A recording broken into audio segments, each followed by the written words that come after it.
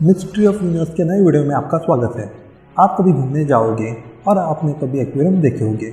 वहाँ आप अलग अलग प्रकार की मछलियाँ देखने को मिलेगी, जिसमें आप अलग अलग प्रकार के शार्क की प्रजातियाँ भी आपको देखने को मिलेगी, जो अलग अलग एक्वेरियम में रखी होगी।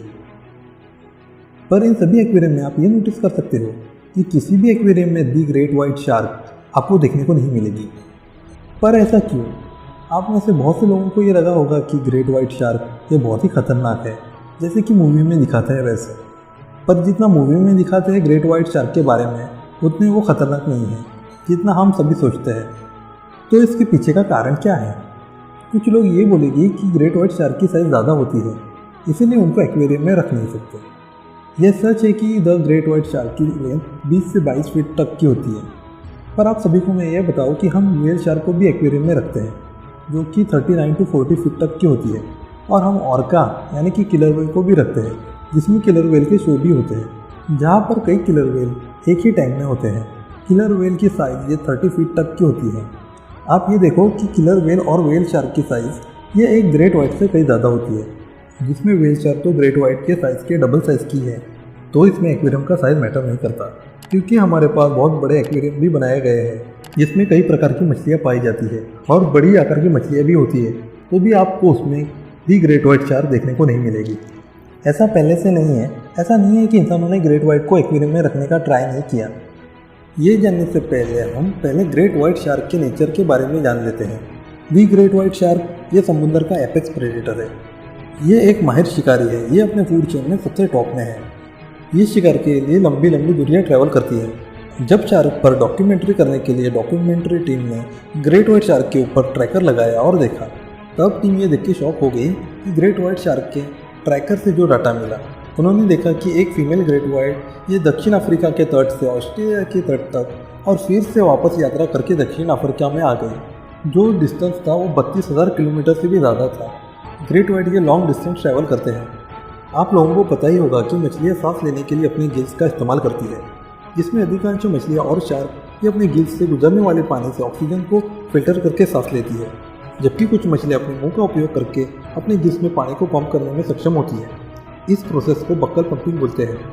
पर ग्रेट वाइट शार्क को पानी को गिल्स में प्रवेश करने के लिए लगातार गति में रहने की आवश्यकता होती है।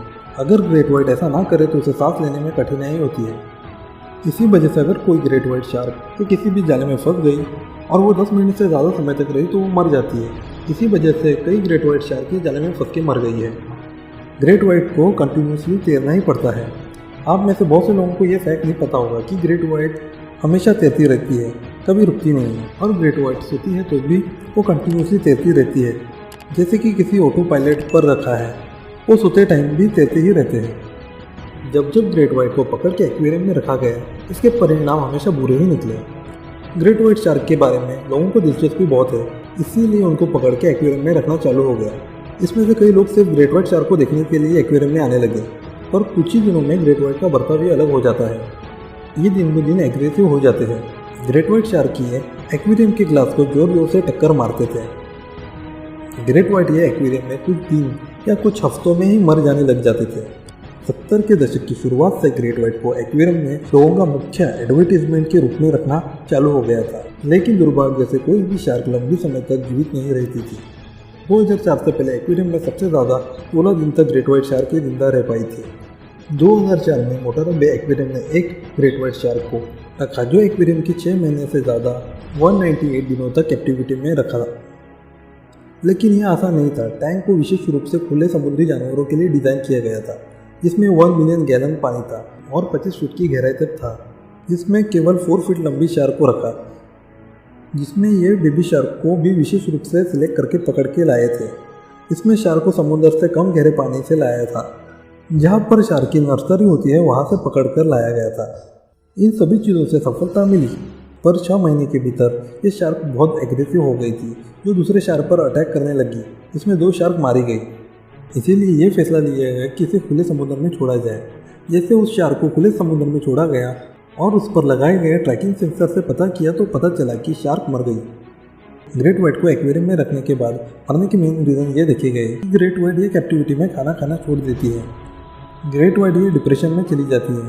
ग्रेट वाइट ये मेंटल स्टेबल नहीं रहते कैद में। ग्रेट वाइट ये खुले पानी में रहना पसंद करते हैं, जहाँ पर जब चाहे वो लंबी दूरी तक तैर सकते हैं। कैद में ग्रेट वाइट को तनावपूर्ण फील करते हैं, इसीलिए सब एक्वेरियम ने ग्रेट वाइट को रखना बंद कर दिया। ये अपने नाम जैसी ही है, जैसे ग्रेट वाइट के नाम के आगे द ग्रेट वाइट नाम से बुलाया जाता है। ना ही हम उन्हें पकड़ कर कैद में रख सकते हैं और ना पकड़ कर छोड़ सकते हैं। कुछ जानवरों को भगवान ने ऐसा ही बनाया है, इसे कोई कैद नहीं कर सकता, इंसान भी नहीं। उसी में से एक जीव है जिसका नाम है दी ग्रेट वाइट शार्क।